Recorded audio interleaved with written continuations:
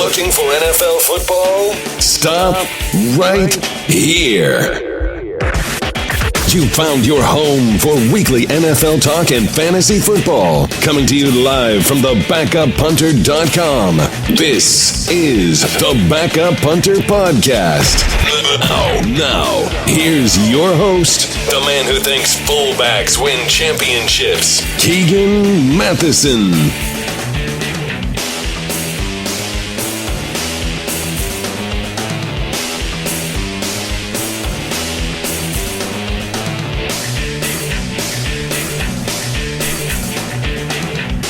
Welcome back to the podcast. This is episode 26. And did you score 2 touchdowns this week? Because I think everybody else in fantasy did. It was a big week for receivers, big week for running backs. And you saw last night on Monday Night Football, big night for quarterbacks with Aaron Rodgers putting up 40+, winning a lot of matchups.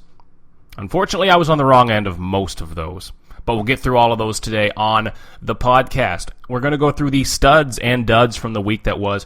Get you some sleepers going into week 4, hopefully help you get back over the hump if you're behind the ball a little bit like a lot of people are. And it's been a weird start to the season.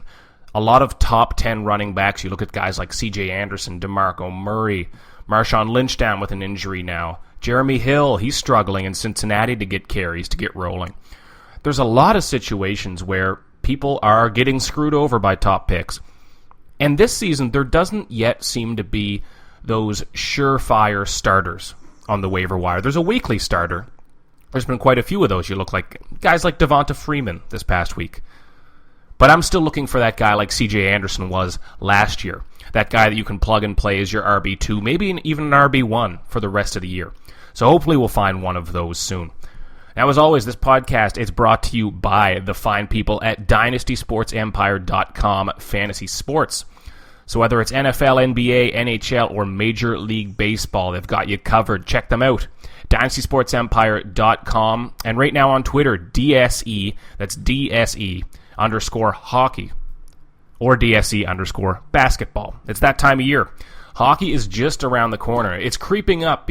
You don't see it coming when it's hot out, summertime, but training camps are open. Fantasy Hockey League starting soon. I know I draft my big Fantasy Hockey League this Wednesday.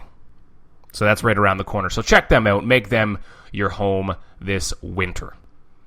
Now going into the week that was, we're going to start right off the top with our stud and dud teams. Now you can find these on the BackupPunter.com. These go up usually every Monday. I get them out ahead of the Monday night game just to have something to break up the day on Monday. Get you over the hump at the office. So of course these did not include Aaron Rodgers and his big day. And I think I even would have given a spot on the stud team to Jeremy Maclin. Not because he caught a touchdown, but I'm just happy that storyline is over. It was kind of the media darling storyline. How did you know the Kansas City Chiefs have not scored a touchdown to a wide receiver in blank? So that's great. We'll get into the stud team though, and QB1 on the stud team this week with a big week that won a lot of weeks for some people. Andy Dalton of the Cincinnati Bengals. He was a hot waiver wire ad the last couple of weeks, and I saw someone tweet this. I think it was Ian Rappaport, maybe Jeff Darlington, someone, about how he has the potential to undergo kind of a Tony Romo career resurgence. And not even really a resurgence, because he hasn't been bad, but just kind of bucking the idea that he's a choke artist. And it's so easy to gain that reputation in the NFL of not being able to play in the big game because you so rarely get the chance.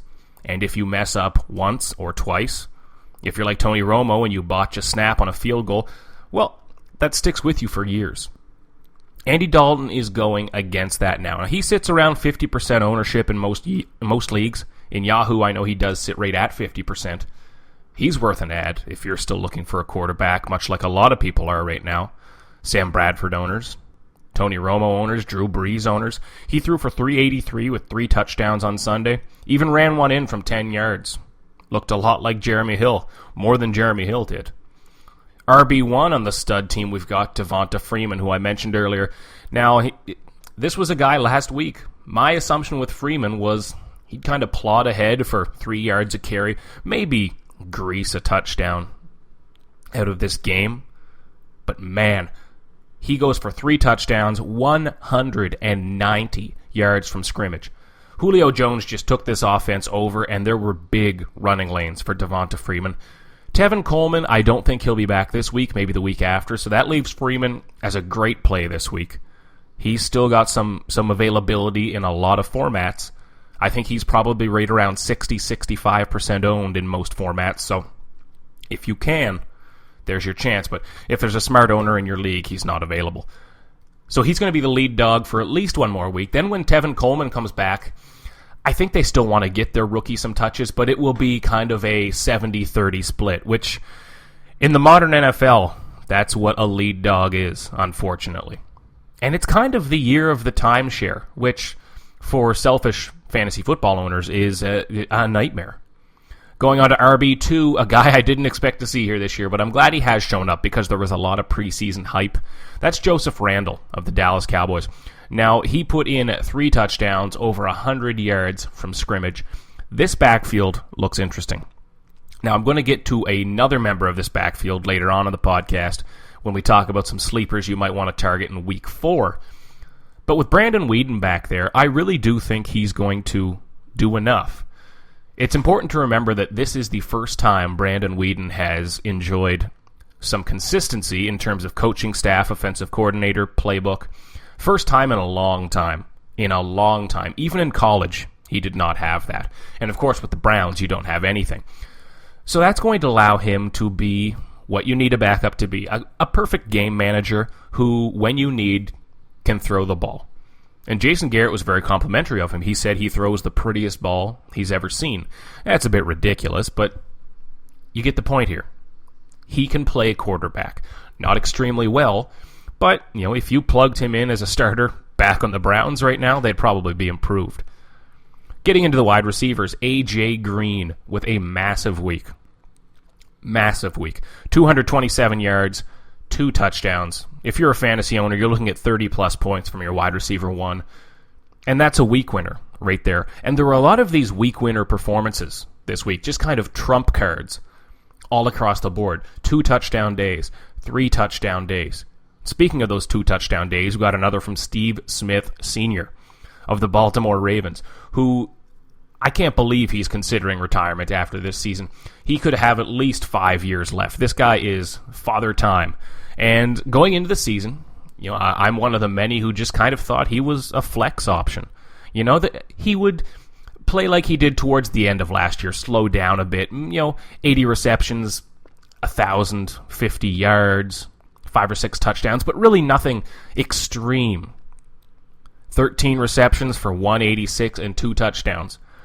Big day for Steve Smith. Then wide receiver 3 was a guy that I think I mentioned on the sleeper list last week. If I didn't mention him, I wrote about him as a sleeper elsewhere, so I'll find proof of that somewhere, I promise you. But Rashard Matthews of the Miami Dolphins. Now, Larry Fitzgerald, Keenan Allen, Julio Jones, they all deserve a nod on the stud team this week. But like I always say, the stud team does lend itself to players like Matthews, who you didn't expect to get this performance from, because that's how you win your week. You're always going to get a big week from Julio Jones, but when you get one from a guy like Rashard Matthews, who was probably your wide receiver 3, maybe a wide receiver 4 if your league has that, or a flex, that's big, and that's how you definitely win your week.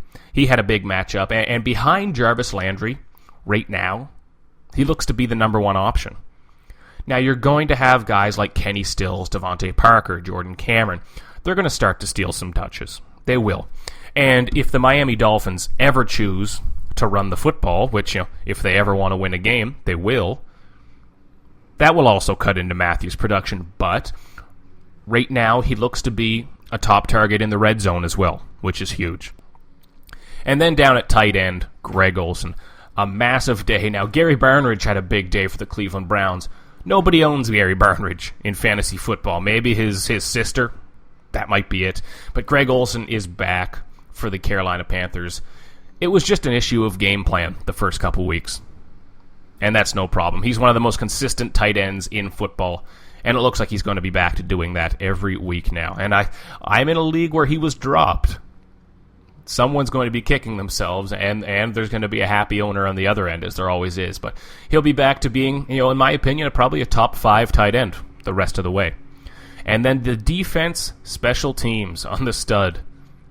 The Arizona Cardinals. It's early in the morning. And for Colin Kaepernick, it looked like he was asleep that day. Pick six. And he really reverted back. He regressed big time into what everyone fears Colin Kaepernick will be. His decision-making is just flat-out poor. And once teams learn how to game plan around his physical abilities, that's a problem. And I still believe in Colin Kaepernick as being a starter, of course, but any of this talk about him being a dynamic, a game-changing, a top quarterback, that's old news. That's old news for me. Now, Colin Kaepernick does belong on the dud team, but he had his spot stolen. Because I don't really think anyone's, hopefully not, starting Colin Kaepernick at this point, especially not against an Arizona Cardinals defense.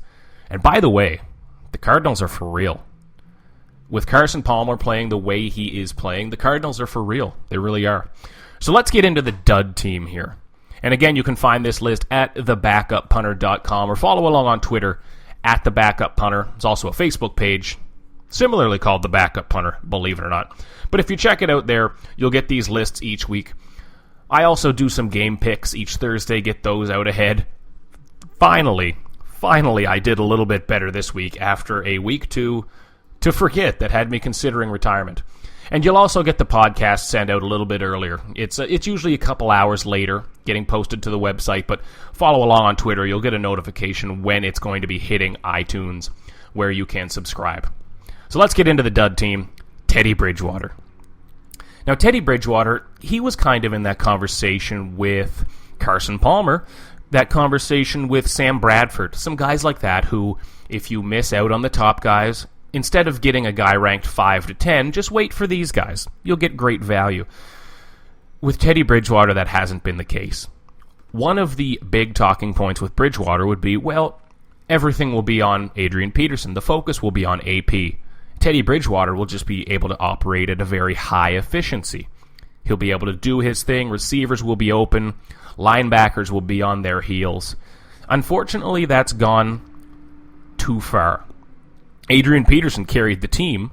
They won the game, but there was nothing left for Teddy Bridgewater. Now, keep in mind that efficiency is not often your friend from a quarterback in fantasy football. Aaron Rodgers, his efficiency, fantastic because it's abnormally high. It's elite. A guy like Teddy Bridgewater, and this is kind of what I had feared from Tyrod Taylor of the Buffalo Bills before he proved me a bit wrong there. But a good game for Teddy Bridgewater, I'm afraid, is going to be completing 70% of his passes for 190 to 220 yards with maybe a touchdown, which is great, which is fantastic if you're the Minnesota Vikings. But if you're his fantasy owner, you can do better somewhere else. So that was a tough one. He didn't even hit 5 fantasy points. And if you're getting that from your quarterback, well, you've either got to hope you have a Devonta Freeman or you're looking to next week. Then RB1. A return appearance from Jeremy Hill, who continues to make me and you and everyone who talks about fantasy football look like we don't know what we're talking about, because Jeremy Hill was supposed to be one of the safest picks coming into this season. And in every one of my drafts, thankfully I didn't get him, but not for lack of trying, he was the one guy I wanted in all of my drafts. It didn't work out value-wise for me because I was always a bit too high to draft him first, and then he wouldn't be there when it came back around. But I was always tempted because I thought, you know what? Instead of taking a risk on a guy like a CJ Anderson or going wide receiver high, I can just draft Jeremy Hill, go to sleep, and feel good about it. Know for sure that I've got a top 10 guy, probably a top 5. Another bad week for him. 12 carries, 21 yards. And it seems like Giovanni Bernard is going to have some sort of role in this offense. And admittedly, we were all too quick to write Giovanni Bernard off, as we often are. The guy's talented and he's young as well. It looks like, and Marvin Lewis alluded to this in a press conference after the game, that when the Bengals are trailing in the game or when they need to pass the ball, play catch-up, it's going to be Gio Bernard on the field, which makes sense. He's a better passing back, better receiver. That really pigeonholes Jeremy Hill, because then when he's on the field, people will know he's running. This is a bad situation for Jeremy Hill. Now, I'm still optimistic because I love the player, but he's not the guy you think you drafted. RB2 on the dud team, this is another big disappointment. Justin Forsett. He was drafted as someone who had RB2 potentially, maybe even low-end RB1 if he really clicked, if he recaptured 2014. And he just flat out hasn't. Baltimore, outside of Steve Smith, does not have an offensive weapon. Crockett Gilmore, a little bit. Max Williams, not this year. And there's a lot of other receivers there who aren't doing enough. So there's a lot of attention on that backfield. And Justin Forsett, it's frustrating to watch because it's not really his fault. And you want to root for Justin Forsett because he's one of the good guys in this league as well. But Justin Forsett takes the handoff, slams into a wall. He doesn't even have time to make a read, to adjust. And Justin Forsett does not have the size to slam through that. Maybe if he's Jeremy Hill, he can bounce off that, roll around the edge. But Forsett, boom. He's done almost before he hits the line of scrimmage. Now, thankfully for his owners, he is going to contribute in the passing game a bit, hopefully a bit more in the coming weeks, just to keep him rosterable, on your starting roster. But, again, not the guy you think you drafted. Going into wide receivers, speaking of guys I was too high on coming into the season, Jordan Matthews, for the second straight week. Now, he had a few receptions, I think 40, 50 yards this week. He's struggling with drops. And in an offense where there's not a lot of trust to go around, this is going to hurt Sam Bradford because Sam Bradford is already a very skittish quarterback. He's very poor under pressure, absolutely terrible under pressure throughout his whole career. Jordan Matthews was supposed to be the main benefactor of Jeremy Maclin hitting the road to Kansas City. So far, he's had his moments. He hasn't exploded into the wide receiver one that I really thought he would. Then looking to wide receiver 2, Sammy Watkins. Here I am heartless again, giving a guy that had to leave injured a spot on the dud team. But this is how it's been for Watkins owners. And I was a Watkins owner in quite a few leagues last year as a rookie, and he did put up some good counting stats by the end of the year. But it was so inconsistent, and there were weeks like this where he'd miss half the game. Then maybe next week he's going to come back, but he'll be at 90%. And with these soft tissue injuries, they just kill you in fantasy because you don't know what type of player you're starting. It's hard enough to put together a good fantasy roster week 1 with everyone healthy. But when people get strains, pulled muscles, then you don't know what you're doing. And that's a bad situation. Sammy Watkins, keep an eye on him. I'd roster some help behind him because you don't know how long this is going to linger. Then wide receiver 3, a guy that isn't worth a roster spot in my opinion anymore, Andre Johnson of the Colts. He caught 0 balls for 0 yards, and I was optimistic about him entering the season too. I didn't think he'd have a great year. I wasn't as high as most people, but I figured that just from playing with Andrew Luck, he'd get put into some good situations, pick up some touchdowns around the red zone, and maybe even flirt with that 900, 1,000-yard season. 5-6 touchdowns, which would have been great as a flex, a wide receiver 3. Hasn't happened. And the worst part is that he doesn't pass the eyeball test either. He looks slow. There's no burst. That first push-off, it looks like me out there. It looks like you out there. It's just kind of a guy. He doesn't look like that elite athlete, and that's worrying. So he's had far and away one of the great careers at wide receiver. And I don't want to call it over yet, because I'd love to see him kind of click with Andrew Luck, but he's not who you think you drafted either. Then at tight end 1, as you all know if you are a regular listener to this podcast, Tyler Eifert and I, we rode together for the first 2 weeks, and I had Tyler Eifert in all 3 of my leagues. Now, thankfully, I've drafted some help behind him. Eric Ebron, I even got Antonio Gates in one league, which, by the way, if Gates is available in your league, add him right now. You can click pause on the podcast. Go add Antonio Gates right now. It might be your last chance. But Tyler Eifert had a bad week this week. And I'm going to come back to Tyler Eifert here just in a second. But I'll give you the dud defense. And believe it or not, I'm going to give that to the Patriots. In most scoring formats, they only sat around 4, 5, 6 points this week. Despite the blowout win, they just didn't rack up those interception, sack totals. They were a very strange disappointment. So that does it for the dud team. Getting out of this for a second, though, I want to come back to Tyler Eifert, and I'm not sure if you guys saw the game or not, the Bengals game, the touchdown that Tyler Eifert had called back. And I'm not mad about this because it hurt me in fantasy, because I won one of my weeks this week by enough, and I lost a couple of my games this week. Neither of those were by 6 points. So this wouldn't have made a difference for me. In the moment, I was a little hot, but wouldn't have made a difference for me. This is just my issue with the rules in the NFL. And there's been a lot of talk about this. Charles Robinson was tweeting out some good stuff about it, some videos, just how nonsensical this is. Now, Tyler Eifert, he catches the ball just on a flat out right along the goal line. It was a very short play from Andy Dalton. Now, he continues to go left towards the sideline, and as he's being tackled, reaches out. Now he's catching it as he's about to get to the goal line here. So he's catching it, and while he's still in the motion of the catch, but as it breaks over the plane, it's knocked out of his hands. It goes to review making the catch. Now, you'll remember this from last year. Dez Bryant against the Green Bay Packers in the play. Eifert caught it and moved it into the end zone, but he didn't finish the entire motion. Maybe in the Dez Bryant situation, maybe I can understand that. Well, I still can't understand that Dez Bryant thing. Even as a Packers fan, that was bizarre to me.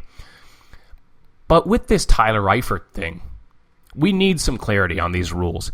Because in my opinion, Tyler Eifert, well, I don't even think it's an opinion. He had the football in his hands. He had caught the ball. And as he turned towards the end zone, the ball, it was in control. It wasn't bobbling in his hands. It was in control in between his hands. He reached over the line, and I think that this should be like a running back. When the ball breaks the plane, it's over. The play is over. You can slap it out of his hands then.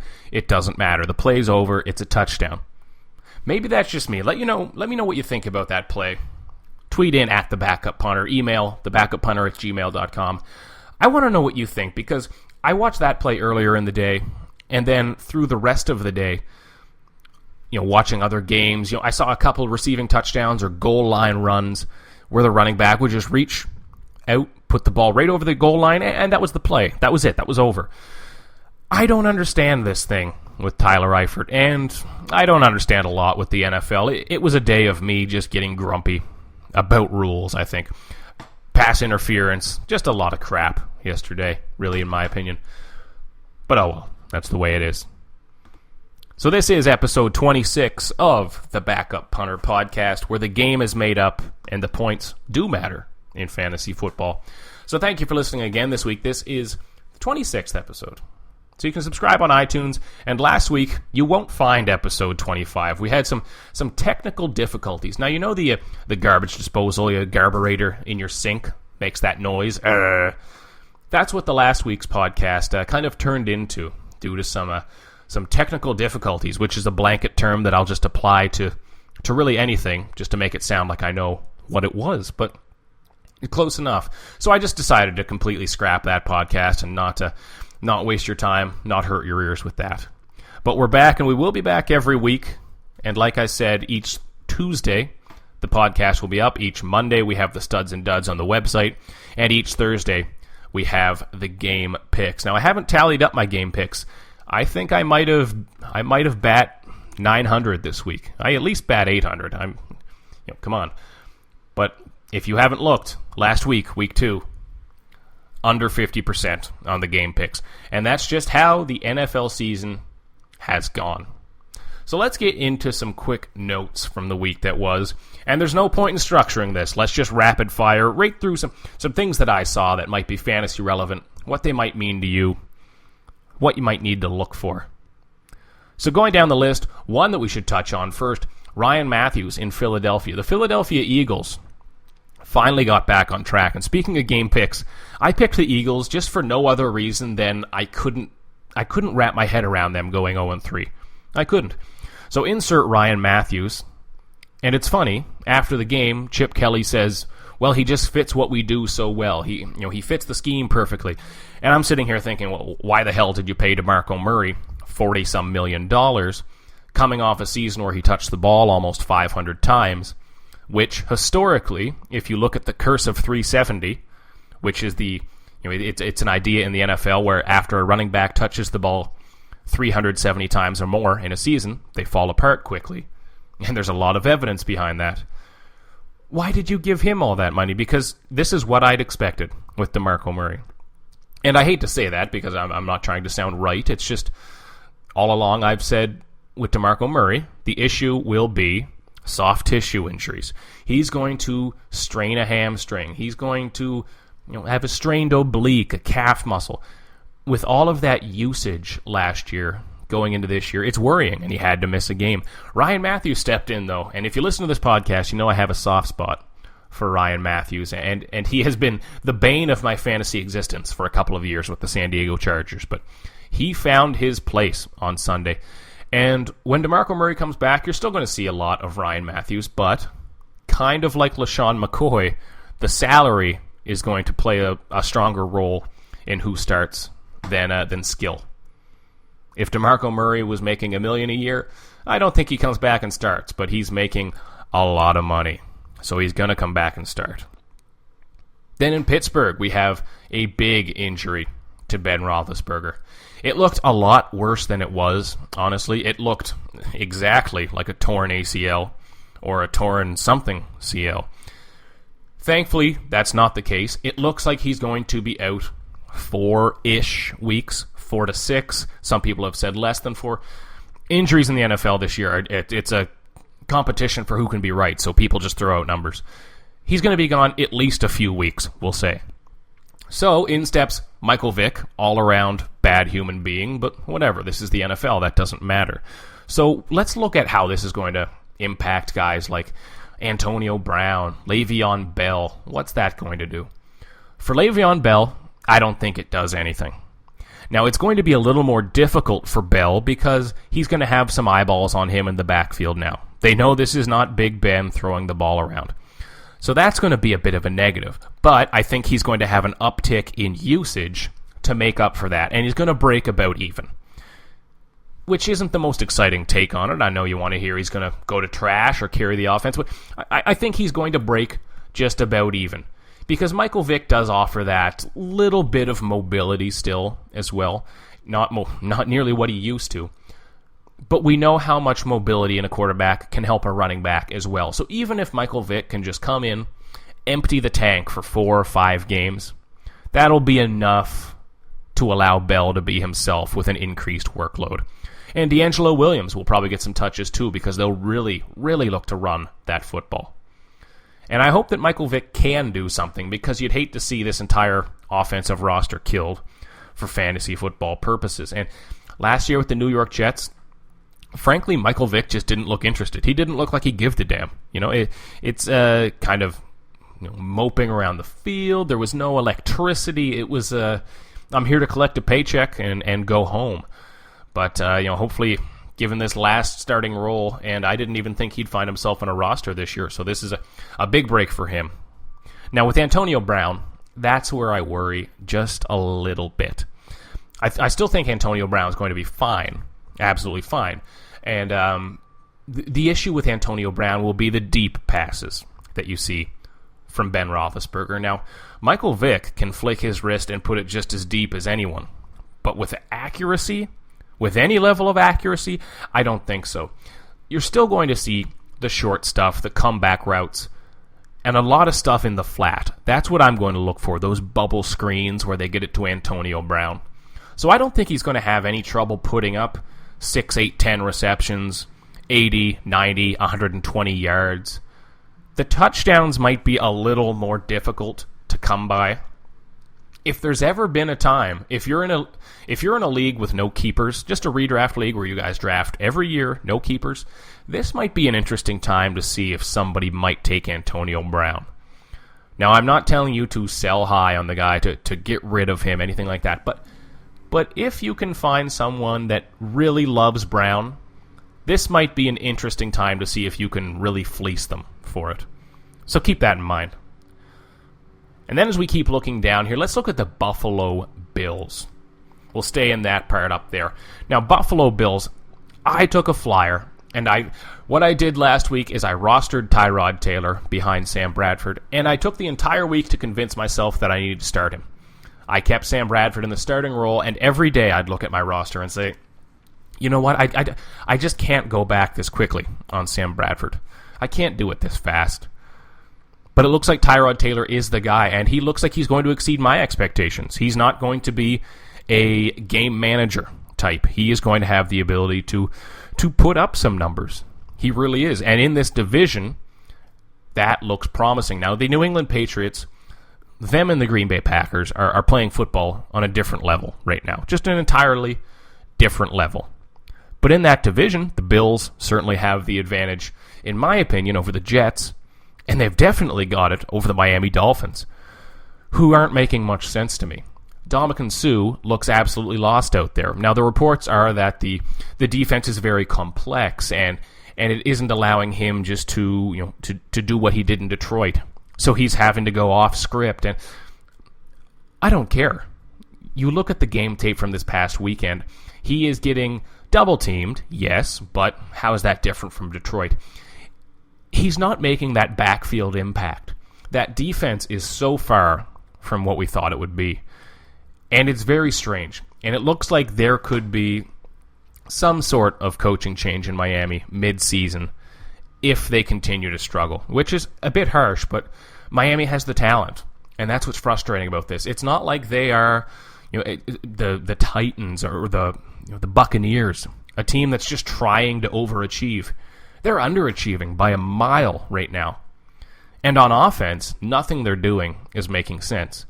Now, Ryan Tannehill, he picked up some garbage over the weekend.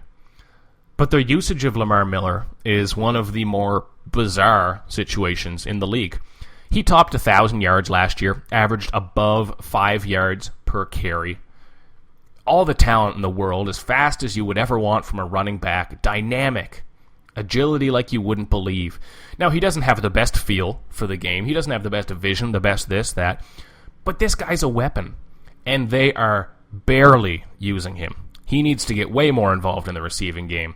Help out Ryan Tannehill in that backfield because it just doesn't make much sense to me. Now, I do think that they have some potential in that wide receiving core. I'll get to that quite soon in the fantasy sleepers for Week 4. But something just has to change in that one.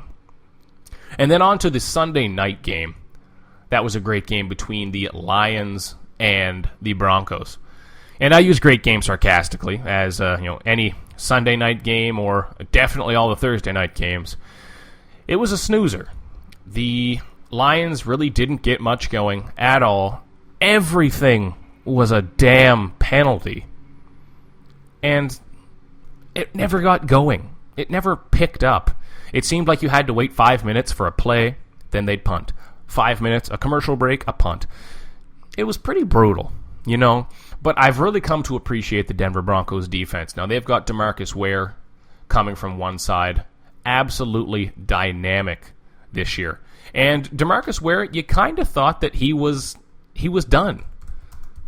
Coming from the Dallas Cowboys, I thought, he'll have one more year, then he'll turn into a situational guy. But rushing the passer from across Von Miller has really, really, really saved him. I mean, really. You look at those blocking schemes yesterday, the offensive line has to pick a side. They really do have to pick a side. And the Denver Broncos, they can get some interior pass rush as well.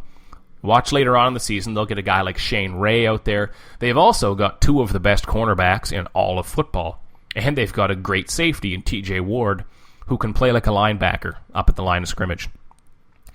I'm lucky enough to have the Broncos in a couple fantasy leagues right now, but I'd take them in every one if I could. But I honestly think they'll finish the year as a top 3 fantasy unit, maybe even a top 2 up there with the Seattle Seahawks. I really do. Now, one thing I wanted to touch on before we go into the fantasy football sleepers and get you out of here to your waiver wire. And I won't even try to introduce it naturally, whatever. Doesn't matter. But it was a thought that I had yesterday when I was watching the games. 2 days ago on Sunday, because this is coming out here on Tuesday, the 29th. And the 1 o'clock games, the early game starts in the afternoon. I find myself, flicking between 1 game, 2 games, 3 games. Then you find you have a player in another game. You're flicking between 4 games. I have my laptop open in front of me with all my fantasy rosters. I have my phone in my hand checking statistics. And halftime came in that game. And I realized I haven't even been watching football. I've just been collecting data for fantasy football purposes. I haven't been watching the game. I haven't been paying attention to game flow. I have just been looking at numbers and, most often just being disappointed by them. But I hadn't really been doing anything. And that's the point that fantasy football is getting us to.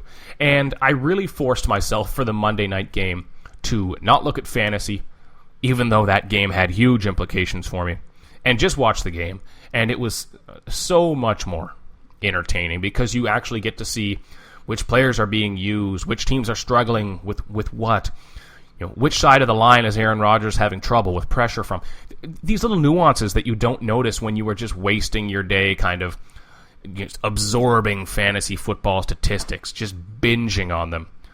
And it's it's kind of at the heart of here I am on a fantasy football podcast expressing my frustration with fantasy, but it's kind of gotten to a point where it really outshines not just the game, but the existence of the game, if you know what I mean. And this whole, I don't know if you've heard, there's a thing called DraftKings and FanDuel, which is just the worst advertising campaign, and you could not pay me to play that shit. It is it's a scam. You do not win like they say on the commercials. It's not exactly how it works. It's kind of like a casino advertising that you can come in and win money. Do you think the casino just donates money to run? Do you think that's how it works? No. The average person loses on FanDuel and loses a good amount. But just with this daily fantasy coming into style too, one thing I don't understand about it, and if you play it, honestly, I got nothing against it. It's just like going to buy a scratch-off ticket or a lottery ticket. I mean, whatever. At least it's a little more fun than buying a scratch-off ticket because you get to pick some stuff. The issue I have with it, outside of the ridiculous advertising, which is just, how do they even take themselves seriously? I don't know. But their main advertising point is, so do you not want to commit to a full year of fantasy football? Why waste your entire season when one of your players gets injured? Don't get stuck with an injured roster. Update it every week. If you can't commit to a full season of fantasy football, then you have way bigger problems in your life. Okay? If having an injured player on your fantasy football roster just ruins your year, I mean, what are you doing? As crazy as this sounds, it's, after the disappointment of getting an injured player. For example, I have Devonta Adams on a roster right now. He's injured. High ankle sprain. Looks like he'll be out a few weeks. That's fine with me. That's a bit of a challenge. That's fun, How am I going to go out and, hit the waiver wire or flip a running back into a wide receiver or maybe find someone who still has value on Devonta Adams and flip him right now even? I mean, really? If you can't commit to a full season of make-believe football on your computer, it's a load of crap. So in summation, I hate DraftKings, and I think it's kind of ruining the real experience of football, along with fantasy football, but maybe I just need another cup of coffee this morning. So let's get into our sleepers for the week. Some waiver wire ads. Now, a lot of them are just the same as last week, to be quite honest. A lot of last week's sleepers and the most common guys you would have heard of had big weeks, guys like Devonta Freeman, guys that you were out looking to add. Even Chris Johnson, CJ2K. I called him CJ0K, but he might have that 2K in him. Even he had a big week for the Arizona Cardinals. But let's go quickly through some guys who might be a little newer, or at least have improved their stance on the waiver wire. And at quarterback, I am just about willing. Maybe I am willing to give Carr a nod. Oakland's quarterback, I think I'm comfortable with it. Now, he has got Crabtree going. He's got Amari Cooper going out there. And Latavius Murray is an absolutely dynamic running back who I was worried about, but he's proven it. So Derek Carr is on my list. He's a guy that I'm not going to start, but now I'm comfortable rostering him, I believe, just to see. And then Tyrod Taylor. If he's not owned in your league, he must be. He absolutely needs to be. And you've got to add him because I think he's going to be legit for the rest of the season. Looking to running back, I mentioned that we'd get back to the Cowboys' backfield. Lance Dunbar is a guy that I would really consider. He caught 10 balls for 100 yards this year, and it's almost like he's not a running back. I don't even group him in with, I really don't with Joseph Randle, Darren McFadden. Again, 10 receptions for 100 yards. You want to get him in a week where you think the Cowboys are going to struggle. And the reason why is because you want Lance Dunbar on a week where the Cowboys are passing the football late in the game to play catch-up. If you can hit that on the right week, you're going to get a big week. Then Thomas Rawls of the Seattle Seahawks. Marshawn Lynch bothering a bit of a nagging injury. You don't know what that's going to turn into, what it might not. Thomas Rawls is worth an addition until you know.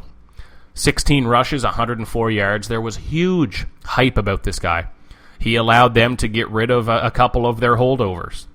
It's him and Fred Jackson in the backfield, but I like Thomas Rawls for the carries if Lynch isn't taking them. Devonta Freeman, of course, if he's still available in your league, jump on him. But my one must-add this week is Carlos Williams of the Buffalo Bills. It looks like LaShawn McCoy might sit down for a week to rest that injury, which is a good idea, and that's good news for his owners. If you're a McCoy owner, like me, unfortunately, you can find a guy for a week, and then you're going to get a healthy McCoy back. That's huge. If you can get Carlos Williams for that week, that's even better. He is big, he's fast, he's definitive in his cuts, and if he can start this game, I think he is a very good bet for 10-plus fantasy points. Looking at wide receivers, Marvin Jones of the Cincinnati Bengals looks to be emerging as an option, especially in the red zone. 5 catches, 94 yards, 1 touchdown for the Bengals. Behind A.J. Green, obviously, and sometimes behind Tyler Eifert, but it looks like they're going to be throwing the football enough for him to be relevant. Rashard Matthews, of course, you can jump on him again. He's probably still available in your league. And on the Dolphins, I think now is the time to stash Devontae Parker.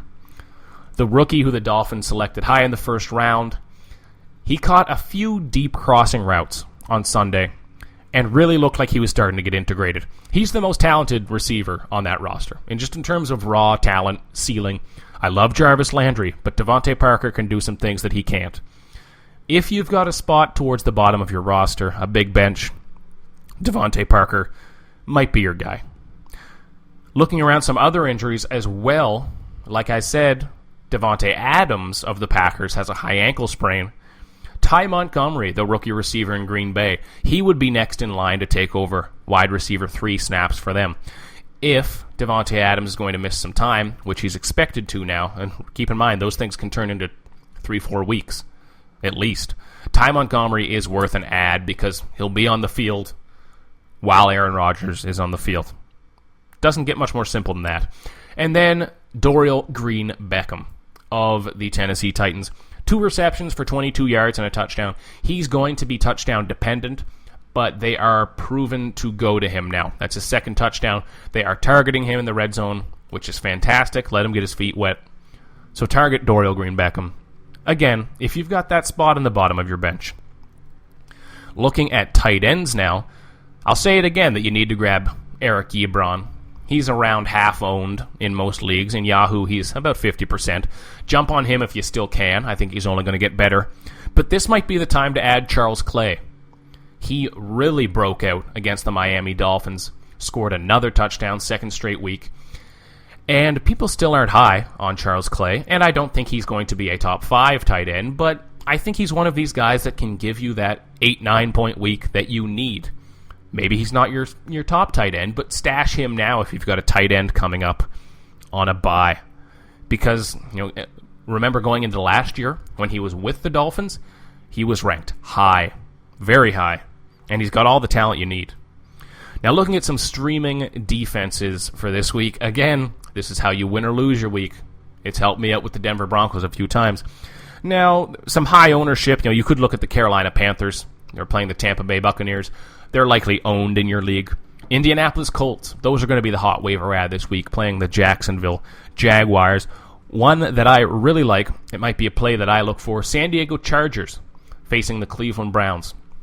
Josh McCown, that receiving core, that running game, I think that the Chargers can control the ball a bit. I like that matchup.